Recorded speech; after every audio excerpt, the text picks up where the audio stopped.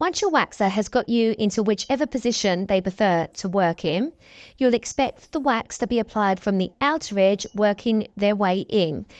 So if you are your first time at your wax appointment feeling slightly nervous, it is likely that you are going to feel slightly tense, and this can sometimes make things feel a lot more uncomfortable than need be.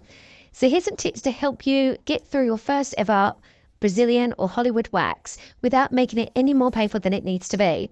Make sure your hair is at the right appropriate length that you have been advised to grow your hair at, because if it's too short or too long, then it can pinch more.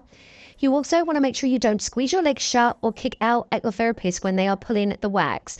The skin needs to be pulled nice and tight, and you need to keep nice and still so your therapist can get a nice grip and pull in the correct way without hurting you. You may also find a nice warm bath will open the pores just beforehand, and exfoliating well in between appointments will get all them hairs out.